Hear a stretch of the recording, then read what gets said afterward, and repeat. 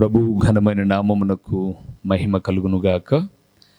మన ప్రభువును రక్షకుడునునైన యేసుక్రీస్తుల వారి యొక్క ప్రశస్తమైన నామమునకే మహిమ, ఘనత, ప్రభావములు యుగయుగములకు కలుగునుగాక.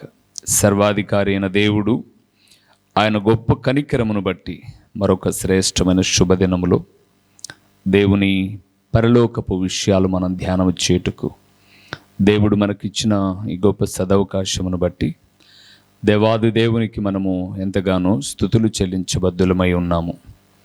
అదే సమయంలో దేవుని వాక్యం వినుటకు దేవుని పాదముల చెంత కూడి ఉన్న దేవుని ప్రియబిడ్డలైన మీ అందరికీ కూడా ప్రభు అయిన యేసుక్రీస్తు పేరిట వందనములు తెలియచేయుచున్నాను. దేవుని వాక్యమును ప్రేమించే మిమ్మలను, మీ కుటుంబములను నా ప్రభు అయిన యేసుక్రీస్తు నిండారులుగా దీవించునుగాక. మంచిది ప్రియులారా, ఈ దినమున మనం ధ్యానం చేయబోతున్న అంశభాగం ఏమిటనగా, దేవుని నమ్మిన వారికి దేవుడు సమృద్ధిగా ఇచ్చున్నది ఏది?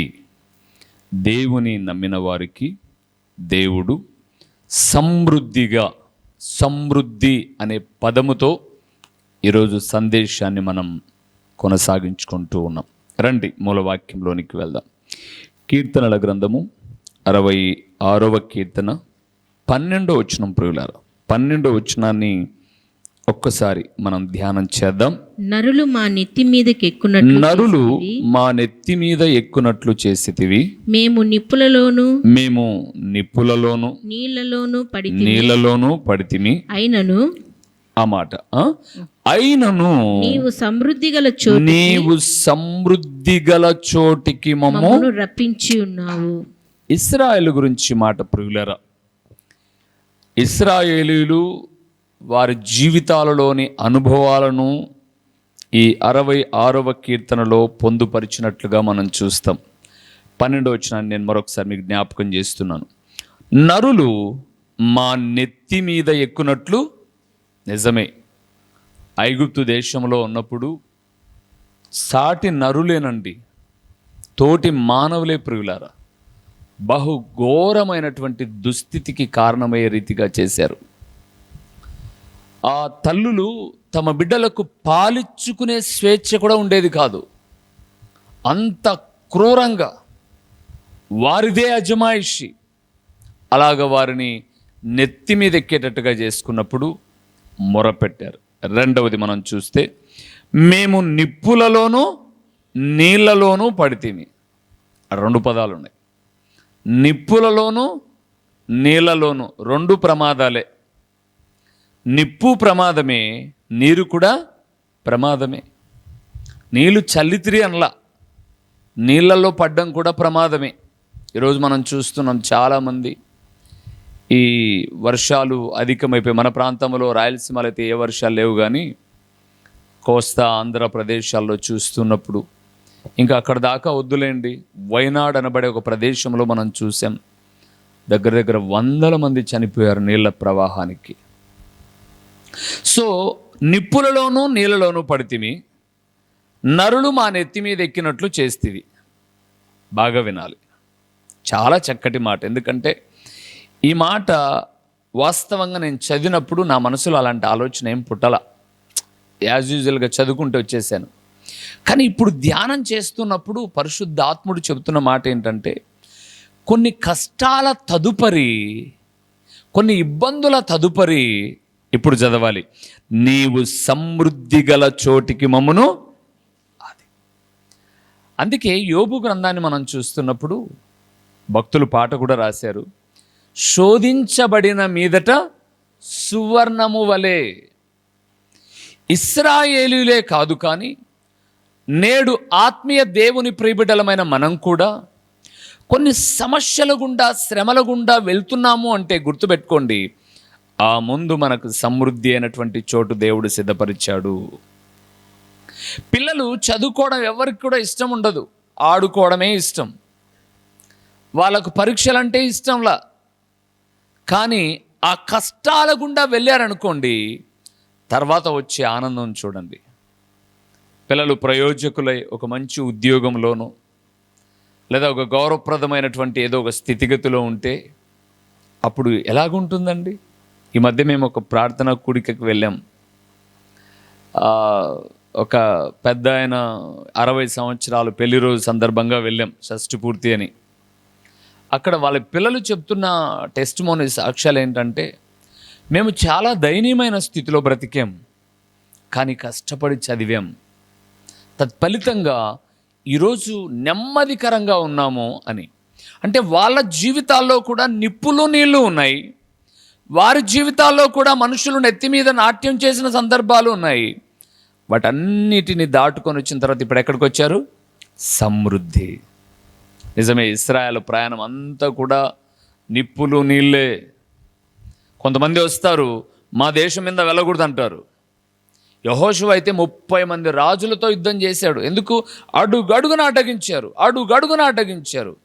కానీ అవన్నీ దాటుకొని వచ్చిన తర్వాత ఎక్కడికి వెళ్ళారు వాళ్ళు?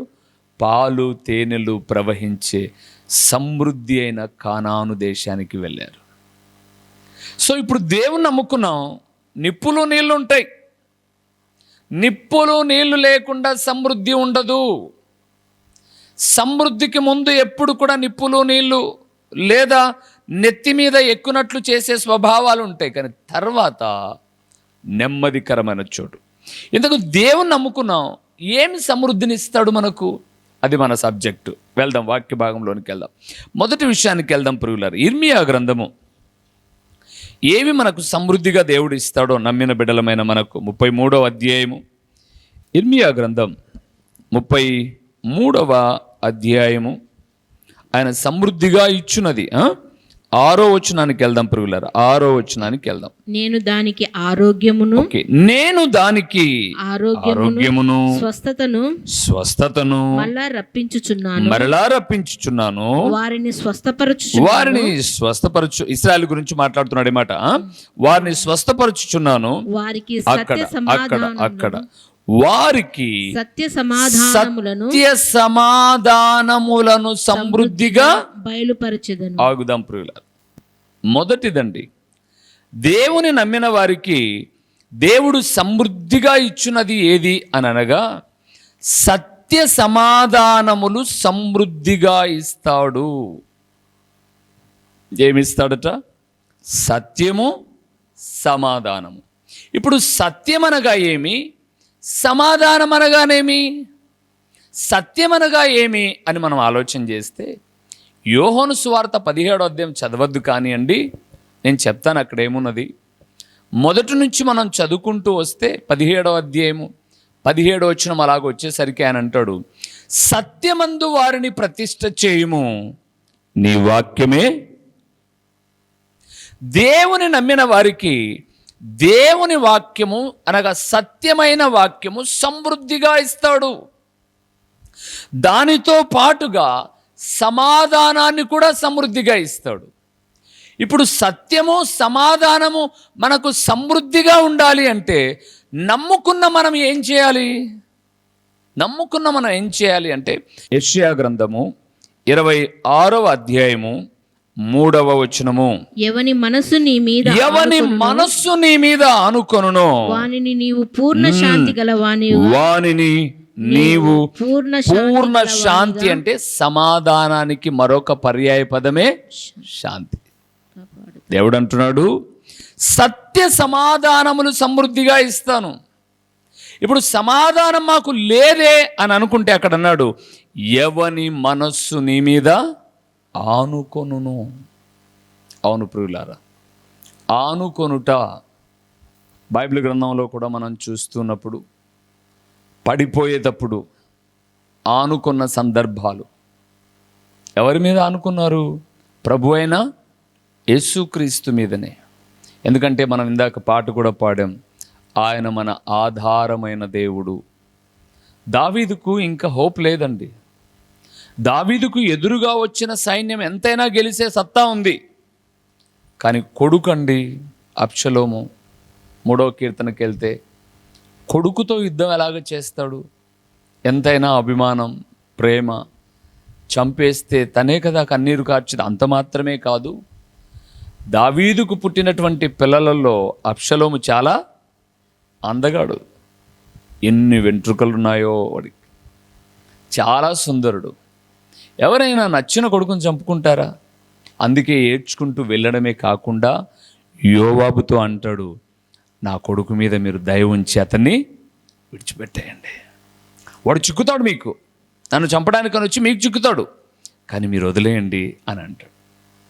అని అడవిలో ఉన్నా కూడా, ఆ 3వ కీర్తన మనం చదివితే, అడవిలో ఉన్నా కూడా ప్రశాంతంగా నేను పండుకొని నిద్రపోయేదను అన్నాడు. ఎట్లా వస్తుంది దావీదు నీకు నిద్ర అని అంటే, దావీదు అంటాడు, నా మనస్సు ఎవరి మీద అనుకుంది? దేవుని మీద. దేవుని మీద నా మనస్సు ఆనుకుంది కాబట్టి నేను ప్రశాంతంగా నిద్రపోతున్నాను. అందుకే దేవుని ప్రియబిడ్డలమైన మనం గమనించాల్సింది ఏంటంటే, ఆయన నమ్ముకున్న మనం సత్య సమాధానములు సమృద్ధిగా దయచే దేవుడు ఆయన. సమృద్ధిగా, అరకొర కాదు, సమృద్ధిగా దయచే దేవుడు ఆయన. రెండవది ఏమి సమృద్ధిగా దయచేస్తాడో చూద్దామా? సామెతల గ్రంథము 3వ అధ్యాయము 10వ వచనాన్ని చూద్దాం. ఇక్కడ కూడా సమృద్ధిగా దేవుడు ఇచ్చేది మనకు చెప్తున్నాడు.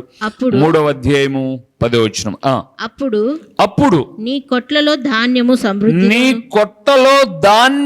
సమృద్ధిగా నుండును, నీ గానుగలలో నుండి క్రొత్త ద్రాక్షారసము పైకి పొరలి పారును. చాలు ప్రియులారా, ఎప్పుడు అది తెలియాలి కదా మనకు.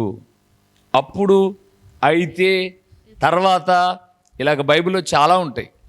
కానీ ఎప్పుడో మనకు తెలియాలంటే 7వ వచనాన్ని చదివితే, యెహోవా యందు భయభక్తులు కలిగి చెడుతనమును విడిచిపెట్టుము, అప్పుడు నీ దేహము, అక్కడ కూడా అప్పుడు నీ దేహమునకు ఆరోగ్యము, నీ ఎముకలకు సత్తువ కలుగును, నీ రాబడి అంతటిలో ప్రథమ ఫలమును, నీ ఆస్తిలో భాగమును ఇచ్చి యెహోవాను గణపరచుము.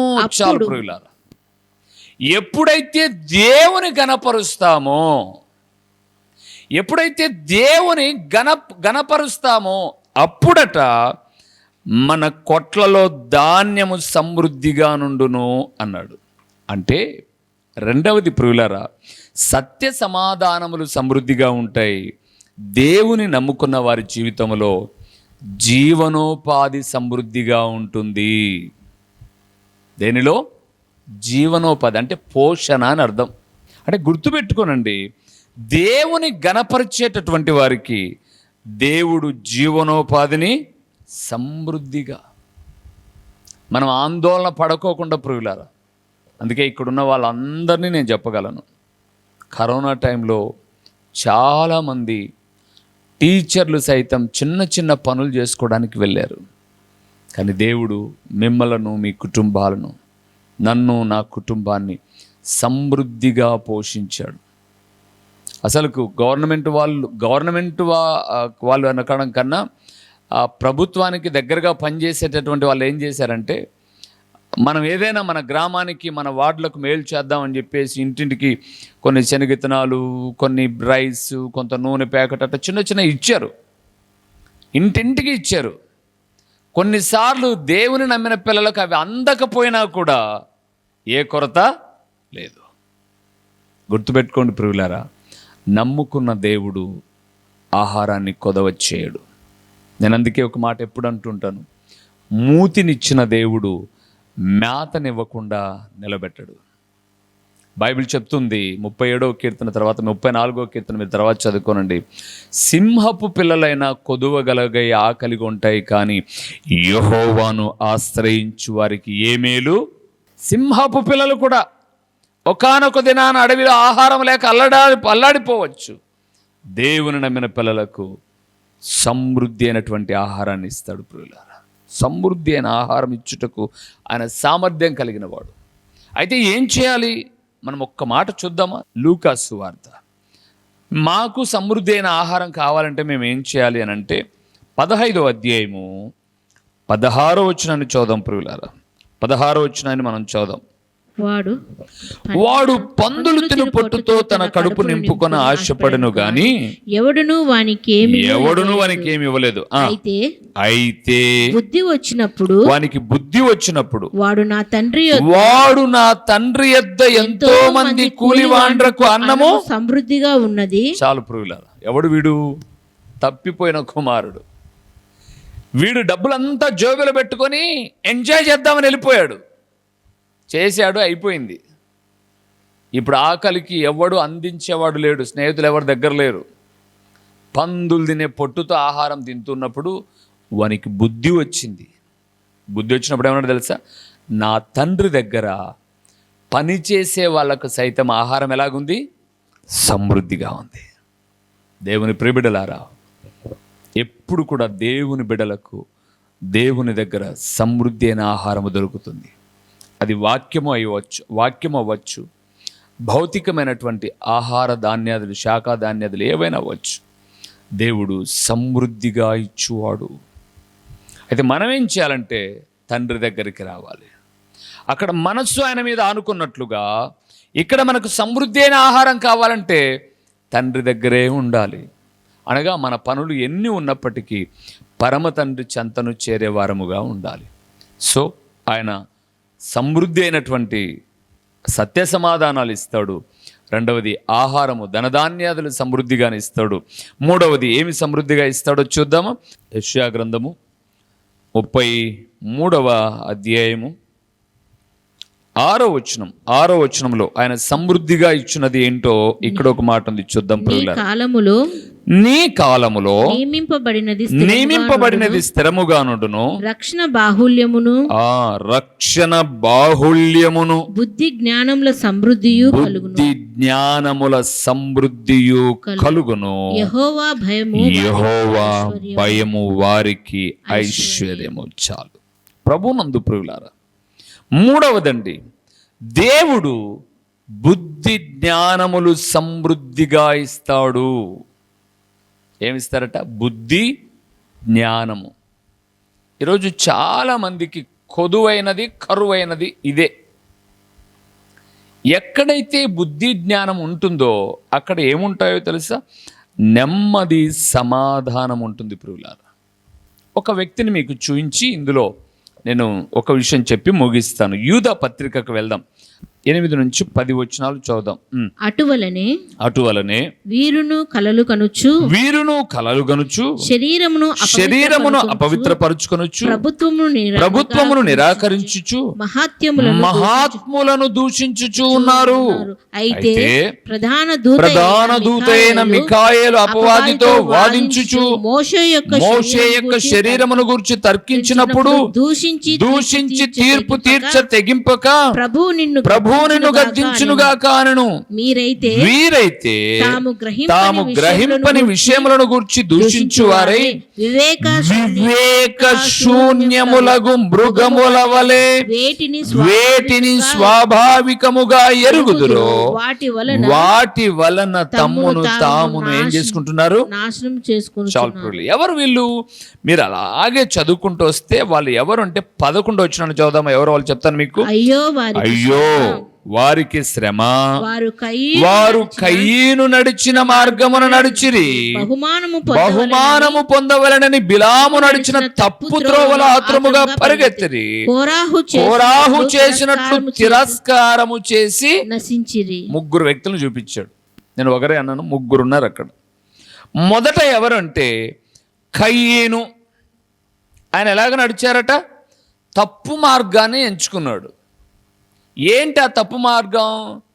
తమ్ముణ్ణి చంపాలనుకోవడం. ఎందుకంటే అతని అర్పణ అంగీకరించబడిందని. అతనేమయ్యాడు? బహుఘోరమైనటువంటి శపింపబడిన వ్యక్తి అయ్యాడు. రెండవది, బహుమానము పొందవలనని బిలాము నడిచిన తప్పు త్రోవ. ఇది కూడా ఎక్కడ పరిగెత్తున్నాడు? ఎక్కడైతే డబ్బు దొరుకుతాదో, ఎక్కడైతే బహుమానాలు దొరుకుతాయో, ఎక్కడైతే గిఫ్ట్స్ ఇస్తారో అక్కడికి పరిగెత్తున్నాడు ఈయన. 3వ వ్యక్తి ఎవరంటే కోరాహు, తిరస్కారము చేసిన వ్యక్తి. ఇప్పుడు 3 దగ్గరకు వద్దాం. కయీను, చెప్పండి, బిలాము, 3వది కోరాహుతో పాటు దాతాను అభిరాములు కూడా ఉన్నారులేండి. ఇప్పుడు వీళ్ళ ముగ్గురికి ఏమి లేవు? మన మూడో పాయింట్ గుర్తుపెట్టుకోండి. వీళ్ళ ముగ్గురికి ఏమి లేవు? బుద్ధి జ్ఞానము లేదు. కోరాహు అనుకున్నాడు 6 లక్షల కాలుబలం నడుచుకుంటూ పోతున్నారండి, కానీ 250 మందిని పోగేశాడు. ఓట్లు పెడితే 6 లక్షలకు సరి 3 లక్షలు వస్తే డ్రా, లేదా 3 లక్షల 1 ఓటు ఎవరికి వస్తే వాళ్ళు విన్ను, అది మనకు తెలుసు. ఇప్పుడు కోరాహు దాతాను అభిరాముల దగ్గర ఎంతమంది ఉన్నారు? 250 మంది. వీళ్ళు కోరాహు దాతాను అభిరాము, వీళ్ళు ఒక ముగ్గురు, 253 మంది వీళ్ళు. మోషేను దేవుడు ఏర్పరచుకున్నాడు కాబట్టి 5,99,997 దగ్గర 90 మంది దాకా అయిన దగ్గర ఉన్నారు. 800 మంది దాకా అయిన దగ్గర ఉన్నారు. బుద్ధి ఉందా తిరగబడ్డానికి? 200 మంది వెనకబడుతుంటానంటే పెద్దోడైపోతాడా? అందుకే ప్రార్థన చేశాడు, దేవా వీళ్ళకు మామూలు మరణం వస్తే నేను నీ సేవకు అనిపించుకోవడానికి విలువే లేదు. ఈ బుద్ధి జ్ఞానం లేని వాళ్ళను నువ్వే దండించు. ఇది చూస్తే ప్రభునందు ప్రియులారా, బుద్ధి జ్ఞానము లేనటువంటి వారు అంతరించిపోయారు. అందుకే మనం చూసాం, వివేక మృగములకు శూన్యులు అని అన్నాడు 8వ వచనంలో. ప్రభునందు ప్రియమైన వారులారా, దేవుని నమ్ముకుంటే దేవుడు సత్య సమాధానాలు సమృద్ధిగా ఇస్తాడు, ధాన్యము ఆహారాన్ని సమృద్ధిగా ఇస్తాడు, మూడవది బుద్ధి జ్ఞానాలు సమృద్ధిగా ఇస్తాడు, ఆత్మకార్యాలు సమృద్ధిగా దేవుడు దయచేస్తాడు. ఏ కార్యాలు? ఆత్మకార్యాలు. ఆయన ఆత్మ దయచేశాడు అనుకోండి, ఆత్మీయంగానే మనం ఉంటాం. అందుకే బైబిల్లో ఒక చక్కటి మాట అపోస్తులుడైన పౌలు రోమీయులకు రాసిన పత్రికలో మాట్లాడాడు, శరీరము కేవలము నిష్ప్రయోజనము, ఆత్మయే జీవింపచేయునది. అవును ప్రియులారా, దేవుని నమ్ముకున్న తర్వాత ఆత్మీయమైనటువంటి మేలులతో తృప్తిపరచడమే కాదు, ఆత్మకార్యములు, ఆత్మ ఫలములు, ప్రేమ, సంతోషము, సమాధానము, దీర్ఘశాంతము, దయాళుత్వము, మంచితనము, సాత్వికము, ఈ 9 ఫలాలు ఉన్నాయి చూడండి. ఇవన్నీ ఆత్మీయముగా నడిచేటటువంటి బిడ్డల జీవితాలలో మెండుగా దయచేసేవాడు ప్రియులారా. కొరత లేకుండా, కొదవ లేకుండా సమృద్ధిగా దయచేవాడు. అందుకే దేవుని నమ్ముకున్న మనం ఒక్క విషయాన్ని గమనించాలి. ఏంటో తెలుసా? నిప్పులలో, నీళ్ళలలో మన నెత్తి మీద ఎవరైనా నాట్యం ఆడుతున్నప్పుడు మనం ఏం ఆందోళన పడాల్సిన పనిలే. ఎందుకంటే నిప్పులు తర్వాత నీళ్లు తర్వాత సమృద్ధి ఉంది. మూడవది, మొదటిది తల మీద నెత్తి మీద నాట్యం చేశారు ఐగుప్తీయులు, భరించారు, నిప్పుల్లో పడ్డారు, నీళ్ళల్లో పడ్డారు, బాధలు అనుభవించారు. కానీ ఒక దినాన సమృద్ధికరమైన చోటు కానానును చేరుకోగలిగారు. దేవుని బిడ్డలమైన మనం కూడా దేవుని నమ్ముకున్నందుకు కొన్ని శోధన, బాధ, ఇరుకు, ఇబ్బందులు ఎదురవుతూ ఉన్నప్పుడు మనం ఒక్కటే గుర్తుపెట్టుకోవాలి, దేవా నీ పిల్లల జీవితాల్లో సమృద్ధినిచ్చావు, నేను నీ బిడ్డను, నీ కుమార్తెను, నీ కుమారుని నా జీవితాల్లోనూ సమృద్ధినిస్తావు. కొంచెం ఓపిక కలిగి సత్య సమాధానాలు నేను కోరుకుంటున్నాను, సమృద్ధి అయిన జీవనోపాధి నేను కోరుకుంటున్నాను, బుద్ధి జ్ఞానాలను నేను కోరుకుంటున్నాను, ఆత్మీయతను నేను కోరుకుంటున్నాను. ఇవి నాకు సమృద్ధిగా దయచేయంటే మీరు చూశారో లేదో, యెషయా గ్రంథం 33:6 చదువుతున్నప్పుడు బుద్ధి జ్ఞానములతో పాటుగా యెహోవా భయము వారికి ఐశ్వర్యము అన్నాడు. ప్రార్థన చేద్దాం. ఐశ్వర్యము అన్నాడు. ప్రార్థన చేద్దాం. తలలు వంచుదాం. కళ్ళు మూసి కన్న తండ్రి అయిన దేవుని ఎదుట, దేవా ఈ సమృద్ధిని నేను ఆశిస్తూ ఉన్నాను, ఆశ కలిగిన ప్రాణాన్ని మేలుతో తృప్తిపరచని ప్రభుని అడుగుదాం. మహిమా స్వరూపివైన మా ప్రియ పరలోకపు తండ్రి, పరిశుద్ధుడువైన దేవా, మీ ఘననామమునకు స్తోత్రములు చెల్లిస్తూ ఉన్నాము నాయనా. నిన్ను నమ్మిన బిడ్డలకు ఏది నువ్వు సమృద్ధిగా ఇవ్వాలని ఆశపడుతున్నావో అది ఒకప్పుడే ఇశ్రాయేలుల జీవితంలోనైతేనేమి, వారి తర్వాత నిన్ను నమ్మిన బిడ్డలమైన మా జీవితాల్లోనైతేనేమి మీరు ఇస్తూనే ఉన్నారు. మీరు మీ లేఖన భాగంలో అన్నారు నాయన, యెహోవా ఆశీర్వదించిన ఎడల అది ఎన్నటికీ ఆశీర్వదించబడి ఉండును అన్నారు. ఓ తండ్రి, అట్టి ఆశీర్వాదములు సమృద్ధిగా ఈ వాక్యమైన బిడ్డలందరూ పొందుకోవడానికి మీరు సహాయము చేయండి. ఏవైనా కొరత కొదవలు ఉన్నప్పుడు తండ్రి అని మీ పాదాల చెంత శిరము వంచుతున్నప్పుడు వారి తలను లేపి సర్వ సమృద్ధితో మెండైన దీవెనలతో తృప్తిపరచండి. ప్రకటించబడిన పరలోకపు సంగతులు వ్యర్థముగా పోకుండా సారవంతమైన నేలను పడిన విత్తనము వలె 30దంతలుగా 60దంతలుగా 100ంతలుగా ఫలింపచేసి మహిమ పొందుమని, బలహీనులను బలపరచండి, అస్వస్థతగా ఉన్న బిడ్డలను స్వస్థపరచుమని యేసు నామములో అడిగి పొందియున్నాము తండ్రి, ఆమేన్.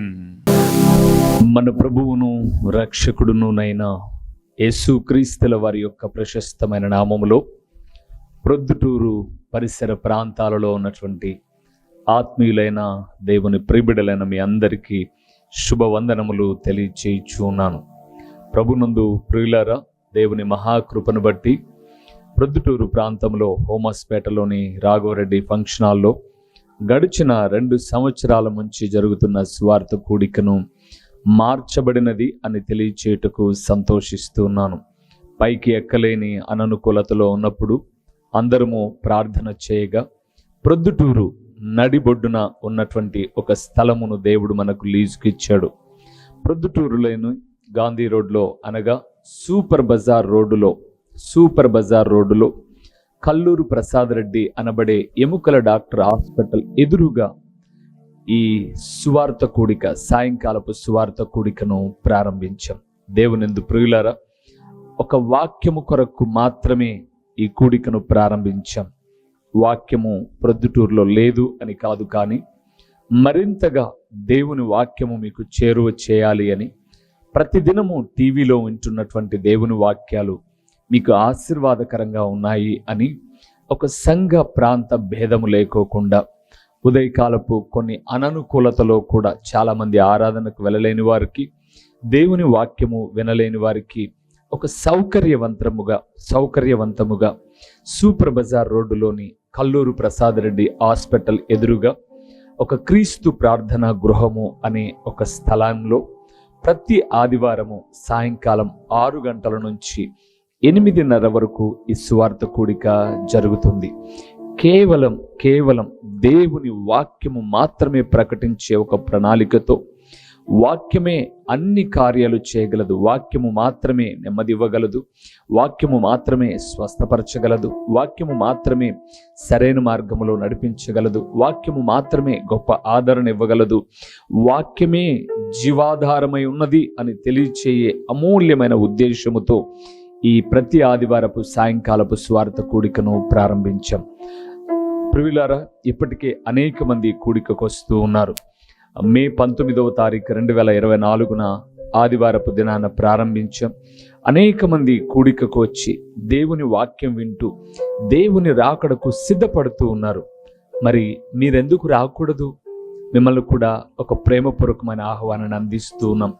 రండి.